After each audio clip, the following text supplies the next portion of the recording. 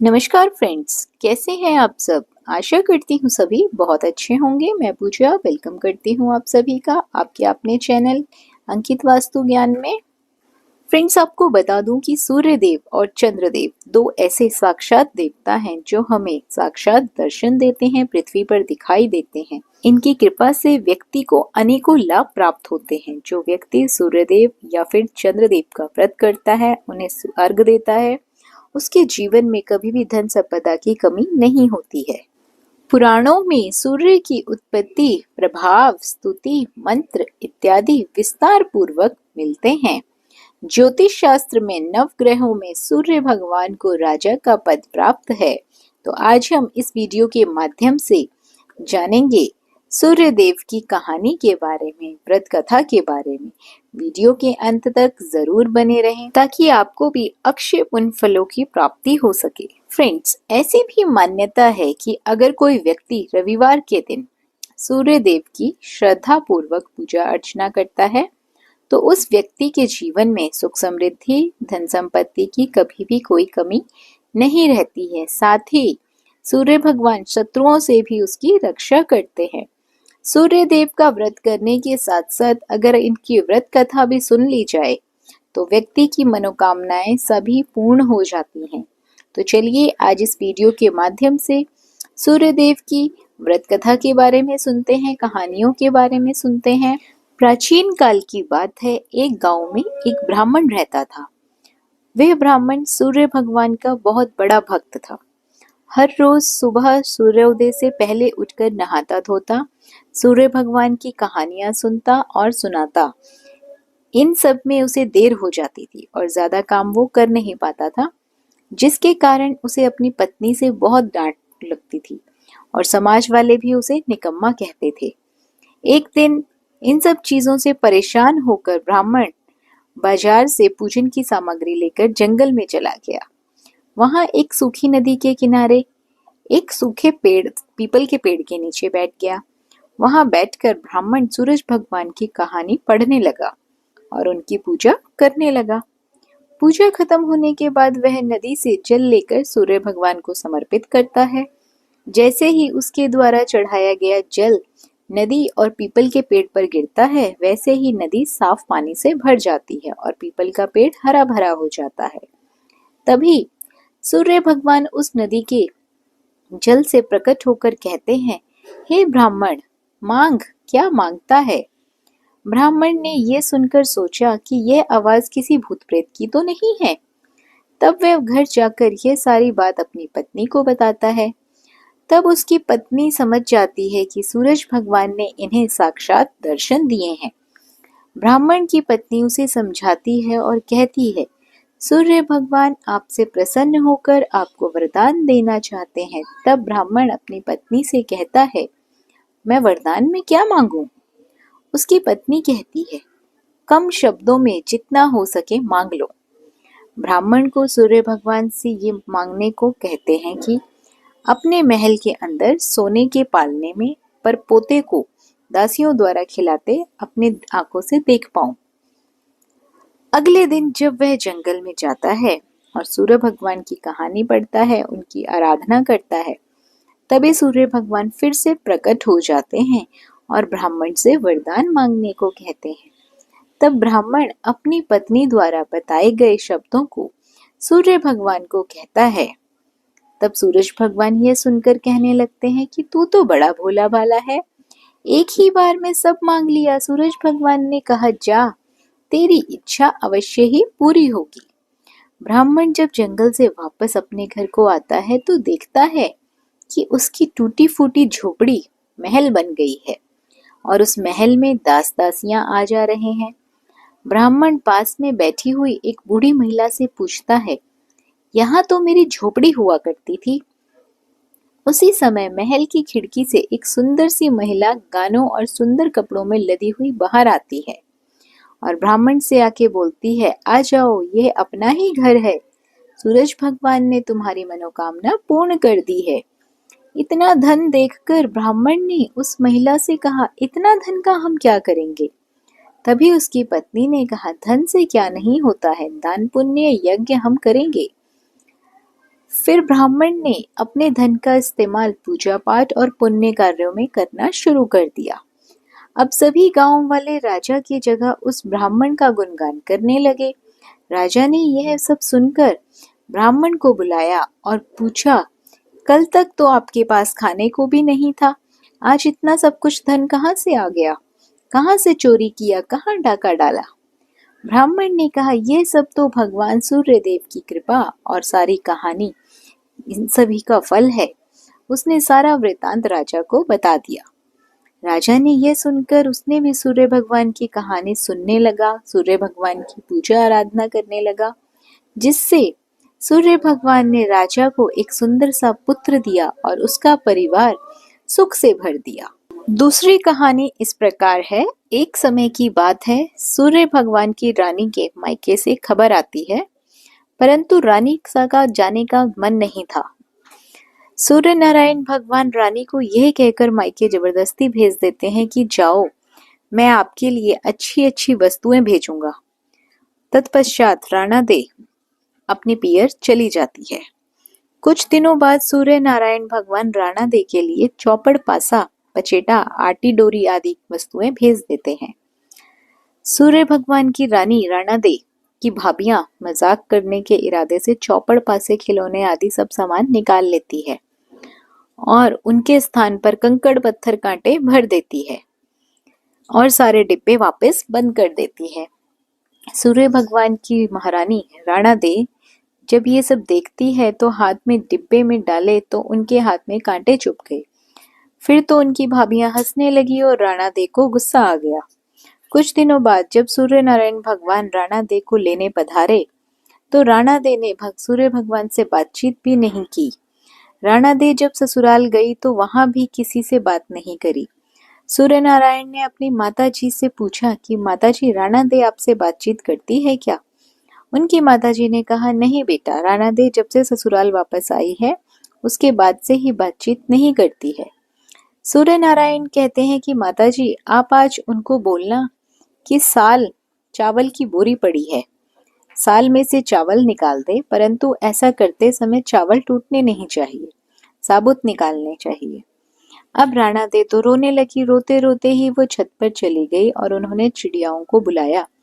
राणा दे चिड़ियाओं से कहने लगी कि मैंने कभी तुम्हें चुग्गा डाला होगा, अब तुम इन चावलों को छिल दो। ढेर सारी चिड़ियाएं सारे के सारे चावल छिलकर उड़ जाती है। सूर्य नारायण ने फिर माताजी से पूछा, माताजी, राणा दे बोली क्या? माताजी कहती है कि नहीं बेटा, वो तो कुछ भी नहीं बोले। सूर्य नारायण फिर बोलते हैं कि माताजी, अब आप उसको कहना कि 108 छेद वाली मटकियों में उनमें पानी भर दे। राणा दे तो वापस से रोने लगी। तालाब पहुंचकर भी वह रोने रही थी। उनको रोता देखकर मेंढकियां आई और उनसे पूछती हैं कि आप क्यों रो रही हैं? राणा दे ने कहा कि सासू जी ने 108 छेदों वाली मटकियों में पानी भरने को कहा है, इनमें पानी कैसे टिकेगा? मेंढकियां बोलती हैं कि आप चिंता मत करो, हम छेद पर चिपक जाएंगे, फिर आप आसानी से पानी भर लेना। फिर क्या था, मेंढकियां तो छेद पर चिपक गई और राणा दे ने मटके में पानी भर लिया। उस दिन भी सायंकाल में सूर्य नारायण भगवान अपनी माताजी से पूछते हैं कि राणा दी बोली क्या? उनकी माताजी कहती है कि नहीं बोली। सूर्य नारायण भगवान कहते हैं कि कल आप उनसे बोलना कि बाग में उनके मासी जी आए हुए हैं जो मिलने जाए, और उनको यह भी बोलना कि जिस तरह चरमू बिखरे हुए हैं उधर जाएं। अगले दिन सूर्य नारायण रास्ते में औरत का रूप बनाकर घूंघट निकालकर बैठ गए। तब राणा दे उस तरफ आए तो सूर्य नारायण औरत का रूप धरकर ही बैठे रोने लगे। राणा दे ने कहा, क्यों रो रहे हो, कोई मुसीबत आ गई है क्या? आगे राणा दी बोली कि मेरे जितनी मुसीबत हो तो क्या करोगे? सूर्य नारायण बोले कि आपको क्या मुसीबत है? राणा दी बोले कि क्या बताऊं, मैं पियर नहीं जा रही थी, फिर भी इन्होंने मुझे जबरदस्ती भेजा और बोला कि मैं अच्छी अच्छी वस्तुएं और इनाम भेजूंगा, और डिब्बों में इन्होंने कंकर, कांटे, पत्थर भरकर भेज दिए। मैंने जैसे ही वस्तुएं देखने के लिए डिब्बों में हाथ डाला तो मेरे हाथों में कांटे चुभ गए। मेरी भाभियां मेरा मजाक बनाने लगी। थोड़े दिनों बाद जब वापस आई ससुराल में, फिर साल में से मुझे चावल निकालने को बोला गया और कहा कि चावल का दाना टूटना नहीं चाहिए। फिर मुझे 108 छेद वाली मटकियों में पानी भरने के लिए कहा। अब आप ही बताओ, छेद वाली मटकियों में पानी कैसे ठहरता? वो तो मटकियां मटके के अंदर चिपक गई तो मैंने पानी भरा। ये कहते ही राणा दे जोर जोर से रोने लगी। फिर तो सूर्य भगवान ने राणा दे का हाथ पकड़ा और अपना असली स्वरूप में आ गए। सूर्य भगवान बोले, चुप हो जाओ राणा दे। मैंने तो डिब्बों में चौपड़, पासा, आती, डोरा, मिठाइयाँ और अच्छी अच्छी वस्तुएं भेजी थी। आपकी भाभीियों ने ही मजाक किया होगा, मैंने नहीं किया। यह बात आप मुझे पहले ही बता देते तो आपको इतनी मुसीबतें झेलनी ही नहीं पड़ती। पुराने समय की बात है, सूर्य नारायण भगवान की जो माता जी है, वो एक दिन प्रजापति के पास जाती है और बोलती है कि हे प्रजापति, हमें 2 पर्दे वाली हांडी बना के दे दो। प्रजापति उन्हें वैसी ही हांडी बनाकर दे देता है। एक में तो वो मीठी खीर बनाती थी और एक में खट्टी और खारी राब बनाती थी। ऐसा करते काफी महीने बीत गए। राणा दे तो बहुत कमजोर हो जाते हैं। सूर्यदेव भगवान ने एक दिन राणा दे से पूछा, आजकल आप बहुत ज्यादा दुबले हो गए हो, क्या बात है? राणा दे बोलते हैं कि क्या करूं, मुझे खाना नहीं भाता है, खारा और खट्टा लगता है। सूर्य नारायण भगवान कहते हैं कि नहीं, अपने तो प्रतिदिन मीठी खीर बनती है। राणा दे कहते हैं मुझे तो वह खट्टी और खारी लगती है। दूसरे दिन सूर्य नारायण जी की माता जी थालियां परोसती है। राणा दे चक्कर थाली सरका देते हैं। सूर्य नारायण जब उन्हें ऐसा करते हुए देखते हैं तो वो अपनी माता जी से कहते हैं कि माँ, थोड़ा जल भरना। उनकी माताजी जैसे ही जल लेने जाती हैं तो इतने देर में सूर्य नारायण थालियां बदल देते हैं। सूर्य नारायण जब राणा दे की थाली से खाते हैं तो उन्हें भी खट्टी और खारी लगती है। जब उनकी माताजी जल लेकर आती है तो सूर्य भगवान बोलते हैं कि माँ, ओ माँ, आज तो भोजन खट्टा और खारा है। माताजी कहती है, नहीं बेटा, हमने तो तुम्हारे लिए मीठी खीर रखी थी, कहीं तुमने राणा दे की थाली तो नहीं खा ली? सूर्य भगवान बोलते हैं कि माँ, ए माँ, ऐसा अलग अलग भोजन क्यों बनाया? माता जी कहती है कि बेटा, हमारे सास बहू में तो ऐसा चलता है। सूर्य नारायण बोलते हैं कि नहीं माँ, ऐसा तो दुनिया में ही चलने दो, अपने महलों में ऐसा नहीं चलना चाहिए। सबके लिए एक जैसा ही भोजन बनाना। तब से सास बहू में तेरा मेरा चलने लगा। अगली कहानी इस प्रकार है। सूर्य भगवान प्रतिदिन नगरी में पधारते और सभी जीवों का पालन करते।